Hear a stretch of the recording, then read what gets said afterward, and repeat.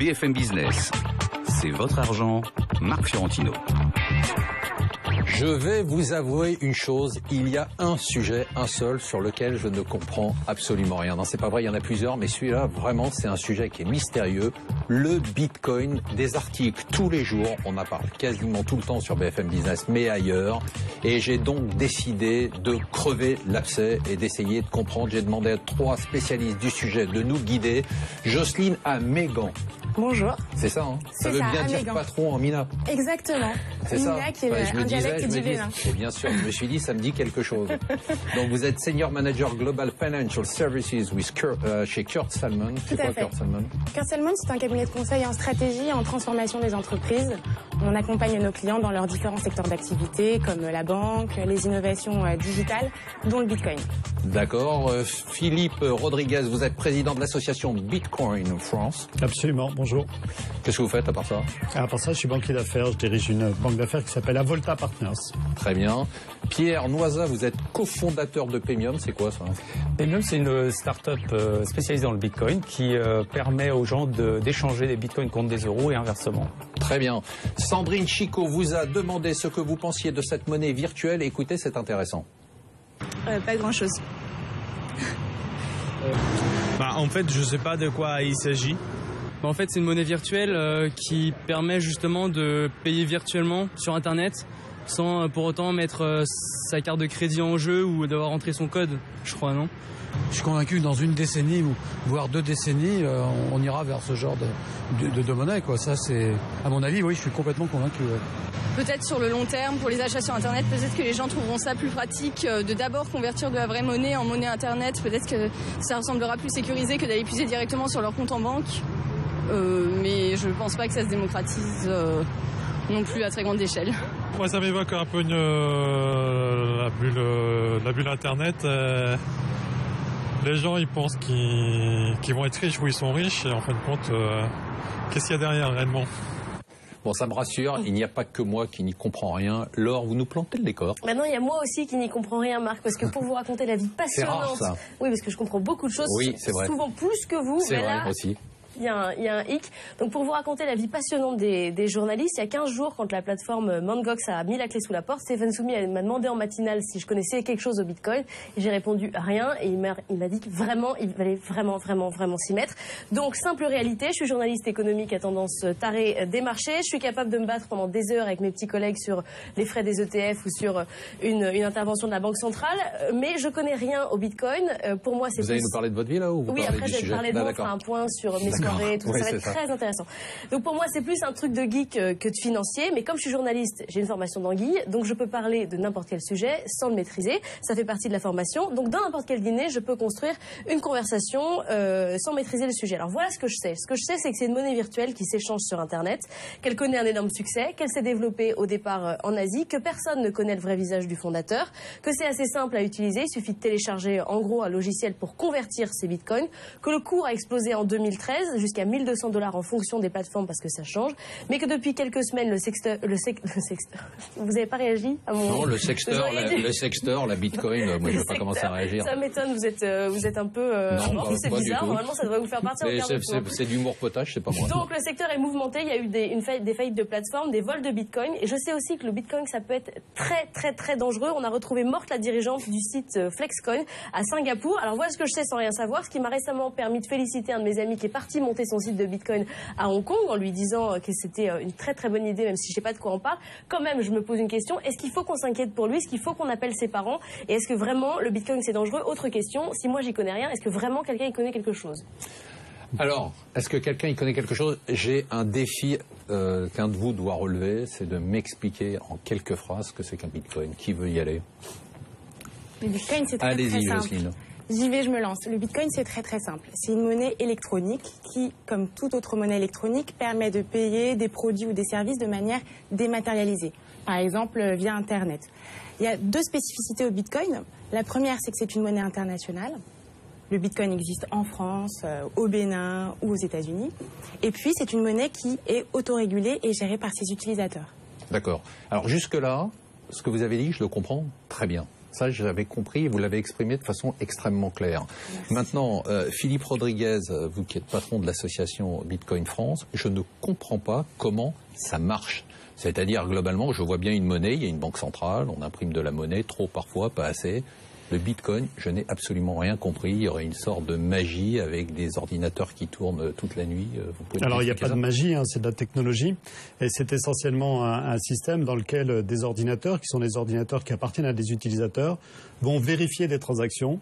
En faisant ce travail, ils reçoivent en fait des Bitcoins en échange de ce travail qu'ils ont fait, c'est-à-dire la vérification qu'ils ont fait d'un ensemble de transactions. Donc c'est une monnaie effectivement qui est imprimée au fur et à mesure en fait qu'ils vérifient ces transactions et qui permet effectivement à ces mineurs, on les appelle les mineurs, ces ordinateurs en fait qui vont vérifier les transactions. Ça vient de mining. Hein, voilà. Ça. Et vous pouvez en avoir un chez vous.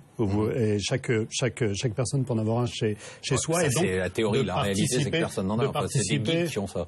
Oui, ce sont beaucoup aujourd'hui, beaucoup les geeks. Vous avez raison. Mais chacun peut participer en fait à ce réseau et donc de recevoir en échange une partie de la création de valeur qui a lieu, puisque finalement avoir un système dans le monde qui permet de faire des transactions à des coûts extrêmement bas, eh bien ça a de la valeur, et cette valeur-là, elle est partagée à travers cette monnaie qui est créée. Pierre Noisat, je comprends toujours, là, Pierre Noisat, c'est à vous maintenant de relever le défi. À quoi ça sert? C'est-à-dire, qu'est-ce qu'on avait besoin d'aller inventer une monnaie alors qu'on en a autant? Une monnaie dont on ne connaît finalement pas grand-chose et qui n'est pas tout à fait transparente quand même. Alors, ça n'a pas été inventé en fait comme une monnaie. C'est d'abord un protocole informatique, j'ai envie de dire, comme l'email. Hein, l'email que vous utilisez tous les jours, c'est un protocole informatique qui permet à des ordinateurs de coopérer pour véhiculer votre courrier. Là, ce sont des ordinateurs, comme le disait Philippe, qui vont coopérer pour véhiculer vos transactions et les vérifier. La technologie de base de Bitcoin, c'est la signature électronique. Une des technologies de base de Bitcoin, c'est la signature électronique. Pour autant, vous utilisez la signature électronique depuis des années, Marc, à travers... Sauf que la valeur de ma signature électronique, voilà, elle passe pas de 3 à 1200. Alors, je veux simplement dire que vous ne connaissez pas forcément dans le détail comment fonctionne le mécanisme de la signature, qui pourtant existe depuis les années 80. Donc ça veut dire quoi? Ça veut dire qu'on peut utiliser une technologie nouvelle comme Bitcoin sans pour autant savoir exactement comment ça marche. Ça me fait quand même un peu peur. Alors, si vous doutez... Je m'en fous de savoir si un jour j'envoie un email et qu'il n'arrive pas parce qu'il y a un crash sur mon ordinateur, ça m'embête, mais c'est pas très grave. Si j'achète pour 100 000 € de Bitcoin et que le lendemain on me dit que j'en ai plus...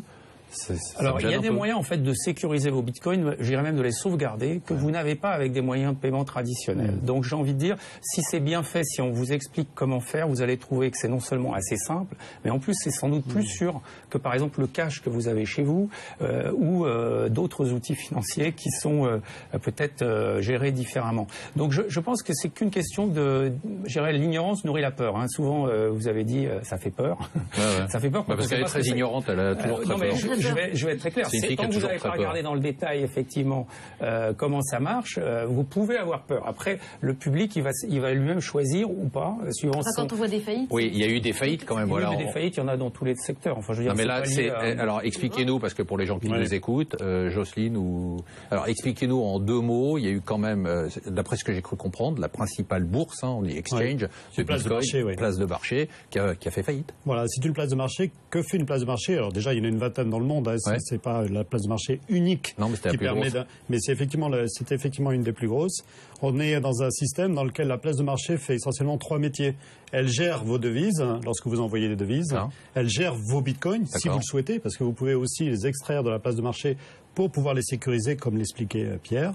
Et la troisième chose, c'est qu'elle fait l'échange. Elle va matcher l'offre et la demande pour pouvoir coter. Mais celle-là fait faillite. Celle-là fait faillite essentiellement parce qu'elle gérait les 3 métiers en même temps, parce que la gestion simplement de la conservation des devises était faite probablement de façon un petit peu aléatoire et visiblement il y a une enquête. Quelles conséquences pour moi si j'avais été sur cette plateforme? De perdre de l'argent. Donc c'est quand même ennuyeux. C'est très ennuyeux. Donc il y a, comme l'expliquait Pierre, des faillites qui ont lieu. On est dans un environnement dans lequel, soyons honnêtes, le Bitcoin est jeune. On est dans un environnement dans lequel le Bitcoin a grandi très très vite et dans lequel le système qui permet à chacun d'ouvrir des places de marché différentes fait qu'il peut y avoir des qualités différentes entre ces places de marché. Jocelyne Amégan, comment se fait-il qu'on ait des variations aussi importantes sur la monnaie? C'est-à-dire qu'on est passé de 3 à 1200 et on vaut, je ne sais pas combien on vaut à l'heure où on parle. Environ 450 €. D'accord, ça fait quand même... Évidemment, il y a une très très forte spéculation sur le Bitcoin, une demande qui varie en fonction du buzz qui est réalisé aussi par les journalistes, par des personnes qui commencent à prendre conscience du Bitcoin. Mais finalement, il suffit de l'intégrer. Toute innovation, et quand c'est une innovation digitale de monnaie, est incertaine. Et finalement, une fois qu'on a conscience de ce risque, rien n'empêche à un utilisateur de se plonger dans le Bitcoin. Une des solutions, par exemple, pour éviter de perdre ses bitcoins, c'est de les loger sur son téléphone ou sur son ordinateur portable. Il y a des portefeuilles qui font très très bien ça, comme Bitcoin QT, comme Armory, et qui vous permettent finalement de ne pas les loger sur Internet. D'accord. Alors, c'est une solution. Pour les gens qui nous écoutent, oui. Qui se disent, bon, ok, d'accord, le Bitcoin, ça existe, on a compris, il faut être moderne, il faut aller avec son temps. Qu'est-ce que vous leur conseillez de faire? D'en acheter? Alors, la première chose, avant d'en acheter, c'est de s'informer. Aujourd'hui, on a une association du Bitcoin. Il y a plusieurs sites d'information sur le Bitcoin. Donc, première chose, s'informer. Voilà, s'informer. Bon, ok, ils s'informent, ils ont compris la moitié, et on nous explique que de toute façon, il ne faut pas toujours comprendre, parce qu'on ne sait pas, par exemple, ce qu'il y a derrière un email. Donc, une fois que je me suis informé, j'ai rien compris, on me dit c'est normal, t'as pas besoin de comprendre. Qu'est-ce que je fais? On essaye. D'accord, deuxième fois, j'ai rien compris, mais phase numéro 2. Pratique. On essaye avec un portefeuille très simple. C'est-à-dire qu'on le télécharge. Et on essaye, on achète? Déjà, on télécharge un portefeuille de Bitcoin. Parce qu'avant d'acheter des Bitcoins, il faut être équipé d'un portefeuille. C'est-à-dire qu'il faut pouvoir les envoyer et les recevoir. D'accord, donc on achète un portefeuille virtuel. On le télécharge, il est gratuit. Un portefeuille virtuel. Ça, c'est déjà pas mal. Un portefeuille virtuel. On met un code pour qu'il soit sécurisé. Et puis ensuite, il y a 4 manières d'avoir un Bitcoin. La première, c'est de recevoir un paiement en échange d'un bien ou d'un service qu'on a produit. La deuxième, c'est d'en acheter sur une bourse Bitcoin. La troisième, c'est de recevoir des Bitcoins en consultant un site qui vous rémunère en Bitcoin si vous le consultez pendant un certain temps. Bon, c'est infinitésimal. Et puis la quatrième, c'est effectivement de faire du minage, donc de rendre des services au réseau Bitcoin, de valider les transactions et de se faire rémunérer. Alors, Pierre Noisa, on a compris, on y va, et pourquoi faire? En fait, faire tout ça, pourquoi je vais m'emmerder avec tout ça? Comme vous le disiez fort justement, il faut, je pense, essayer la technologie avec un petit montant, tout simplement. D'accord, mais pourquoi faire? Essayer. Et ensuite vous allez avoir toutes sortes d'applications immédiates qui sont d'acheter sur Internet, faire des achats sur Internet avec votre smartphone, c'est-à-dire payer sans révéler votre numéro de carte bancaire, par exemple. Est-ce que c'est ça l'utilisation principale du Bitcoin? Je pense qu'à terme, il y aura beaucoup d'autres utilisations qui vont au-delà du simple paiement en ligne. Il y a des idées très intéressantes de contrats qu'on peut effectuer avec la technologie Bitcoin. C'est-à-dire qu'en gros, vous allez avoir deux entités qui vont conclure des contrats entre eux et créer une transaction Bitcoin qui va exécuter ce contrat. Un exemple, c'est le financement participatif. Aujourd'hui, vous avez des mécaniques assez compliquées pour le financement participatif. Avec Bitcoin, vous pouvez construire une plateforme en utilisant des transactions Bitcoin où vous allez vous abstraire de toute cette mécanique monétique, ce qu'on appelle la monétique, autour du financement participatif. Donc ça, c'est un exemple très concret où on peut déployer une technologie comme Bitcoin et résoudre un certain nombre de problèmes très concrets. On va continuer à en parler. Pour l'instant, on fait une petite pause. On se retrouve dans quelques secondes. BFM Business, c'est votre argent, Marc Fiorentino. Et le sujet est tellement passionnant, vraiment, qu'on va continuer à en parler. On va peut-être sauter. Je ne sais pas si on aura le temps de répondre à vos questions. Vous nous en excuserez. On va essayer plutôt de se concentrer sur ce Bitcoin. Je commence à y voir un tout petit peu plus clair, mais c'est pas gagné encore. Donc, je rappelle, Philippe Rodriguez, que vous êtes président de l'association Bitcoin France. Donc, ce Bitcoin, on a compris, on va l'utiliser pour payer, nous disait Pierre Noisa, cofondateur de Paymium, pour payer sur Internet, mais pas seulement. Moi, j'ai envie de vous dire, de façon pratique, est-ce que vous dites aux gens qui nous écoutent, il faut y aller maintenant. C'est-à-dire que ratez pas cette occasion.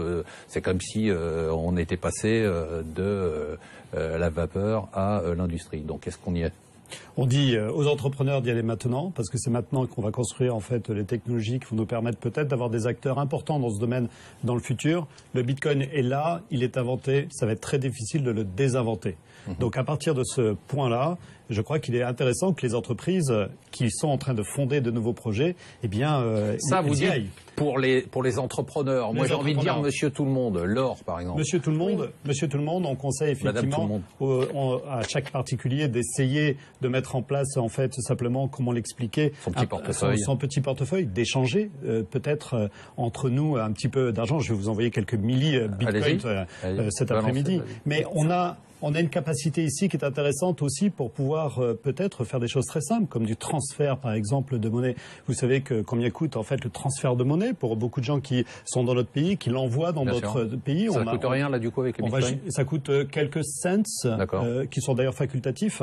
Donc on est sur un taux de transmission d'argent qui est extrêmement bas. Donc ça c'est un avantage majeur. C'est un avantage majeur, bien sûr. Avec un risque. Parmi l'ensemble des avantages. Avec un risque énorme quand même, ou pas? Le risque est assez faible dans ce cas-là. Pourquoi? Parce que vous allez transférer en fait des bitcoins que vous allez transférer dans un autre pays qui vont eux-mêmes être changés dans une autre devise. Donc vous avez un risque effectivement, mais qui est de courte durée, on va dire. Laure? Oui, alors pourquoi est-ce que vous dites aux entrepreneurs, allez-y, lancez-vous dans le Bitcoin, mais pourquoi moi, quand mon ami dit je vais me lancer dans le Bitcoin, lui il part à Hong Kong, il ne reste pas ici? Pour une raison extrêmement simple, c'est qu'aujourd'hui la régulation est pas tout à fait fixée en France. On n'a toujours pas en fait de directive très claire sur ce que sera la fiscalité du Bitcoin en France. C'est très différent aujourd'hui en Allemagne et en Angleterre, dans lequel il y a des positions très fortes qui ont été prises par le gouvernement. D'un point de vue réglementaire, il y a des pays qui commencent à taper fort contre le Bitcoin. Le Japon, la Chine, ça castagne quand même. Essentiellement des positions qui sont des positions assez ouvertes, des positions qui sont souvent des positions qui sont de dire attention, qui sont de dire faisons les choses avec précaution pour les consommateurs. Rarement un bannissement total, puisque vous savez que le bannissement total il est quand même très compliqué pour le Bitcoin. Donc dans la réalité, il s'agit souvent d'actes de précaution qui sont pris par les gouvernements. Jocelyne Amégan, est-ce qu'il y a d'autres bitcoins ou est-ce qu'il n'y a que le bitcoin? Est-ce que demain, je veux dire, un Google ou un Apple ne peut pas débarquer en disant bon, on s'est bien amusé avec votre petite monnaie virtuelle, on va maintenant installer le Google Dollar ou l'Apple Dollar? Alors, il existe plusieurs monnaies électroniques. Bitcoin, c'est vraiment pas la seule. Aujourd'hui, en revanche, Bitcoin, c'est la seule qui a cette originalité d'être régulée par ses utilisateurs. Et donc, finalement, c'est une véritable innovation. Et c'est pour ça qu'on a envie de plonger dans le Bitcoin. Et c'est pour ça qu'on dit, mais essayez le Bitcoin. Et puis, par ailleurs, pour revenir sur le point des transferts d'argent, c'est vraiment moins cher. Un transfert d'argent de 1 Bitcoin, donc environ 450 €, ça coûte 9 €. Si vous voulez transférer la même somme d'argent avec du Western Union par exemple, ça va vous coûter le double, 18 €. Donc oui, il y a des véritables avantages de rapidité, de coût et puis de confidentialité. Pierre Noisa, même question. Est-ce que Google demain débarque, comme dans pas mal de secteurs, et dit on a les Google Dollars, allez jouer avec vos bitcoins?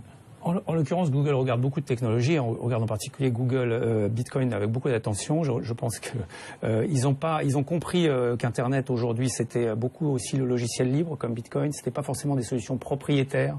Alors Apple, Apple qui défend iTunes. Vous savez qu'Apple a un système de paiement qui s'appelle iTunes. Est-ce qu'on pourrait pas avoir des iTunes dollars?